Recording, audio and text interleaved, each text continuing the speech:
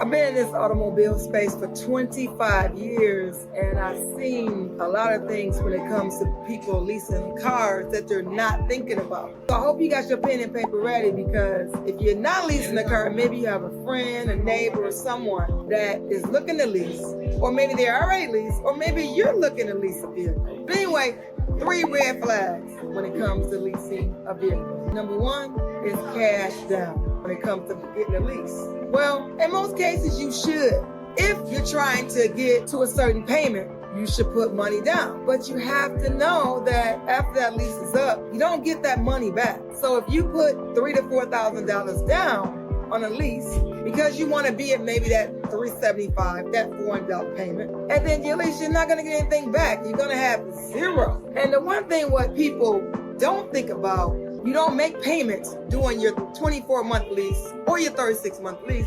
You make all your payments up front. That's called a one-pay lease. If you total your vehicle during the lease term, all that money goes out the window. You get no money back. Just for instance, I had a friend of mine, a very great friend of mine, who I consider him being a younger brother to me. He did a one-time paid lease. He paid the dealership $12,585. He leased a pickup truck for 24 months. And he did 15,000 miles a year, which is 30,000 miles for 2 years on his 2-year lease. And he actually totaled his vehicle 12 months after he got into his lease. And his lease payments were all paid up. So he had nothing. He came in to lease another vehicle. He did a 36-month lease because he had already paid his lease up for 24 months. I told him in the beginning of his lease that if he chose to lease this truck or lease a vehicle, if something happened and he got into an accident, he would not get any money back. Well, he totaled his vehicle. He got nothing back. People do one-time lease payments is because they don't want to make a payment every month. But they're not thinking about, I have nothing if something happens to my vehicle. Some people do that because of credit. They have bruised credit. They got bad credit. They never pay their bills, and now they want to get a vehicle, and they have a lot of cash. So they can't get approved for that particular lease vehicle. So what they do is they come with all the money up front. And Jim Financial, because I work at a Chevy store, Joe Longheimer Chevrolet, located in Waterford, Michigan, if you do a one-time pay lease and you have bruised credit or bad credit, then guess what? They're not going to care what's on your credit report as long as you don't owe them. So they're going to pull your credit, but they don't care what's on your credit.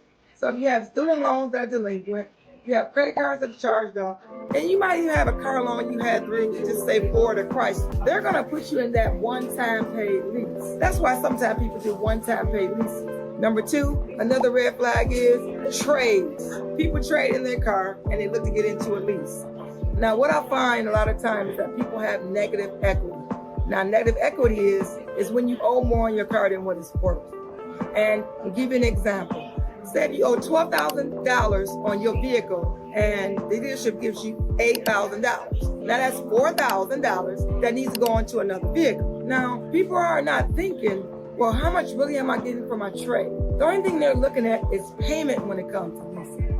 But it's very important that you find out how much is owed on your lease yourself, not let the salesperson like myself find out, and then find out what we're getting you. Because you need to negotiate to see if you can get maybe more than that for your trade by doing what? Shopping your trade at different dealerships, or getting online and finding out how much your trade is worth. Always ask for more. Don't accept what somebody says. They'll give you $8,000 for your lease. You just say, well, I went shopping at a couple other different dealerships and they said they would give me $10,000. Can you match that to get my business? So if you don't ask, you won't get it. But shop your trade. A lot of people don't think about trade allowance, what they're on their trade. They're too busy worried about payment. Number 3, think about incentives. Think about when you buy a car, when you buy a brand new car. Leasing programs will go from the beginning of the month to the end of the month.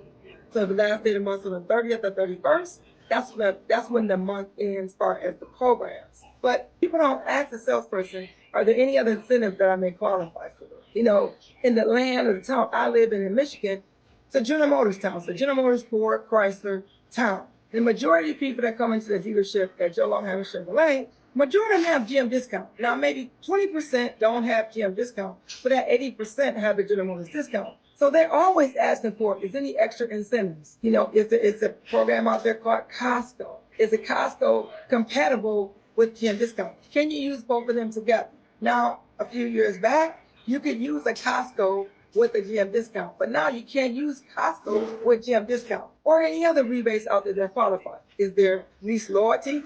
I don't have a lease. Or is anybody in household leasing? You know, it doesn't have to just be a General Motors or GM Financial lease. It could be a Ford or a Chrysler. But if you don't ask questions, how are you going to know? So find out what the incentives are. 99% of the time, incentives don't roll over to the next month. They change incentives from month to month. Those are three things that I find that customers don't think about. 25 years in this automobile space, and I see too many times customers come in, they think they're educated, but they're not educated. You know why? It's because they're not doing their homework.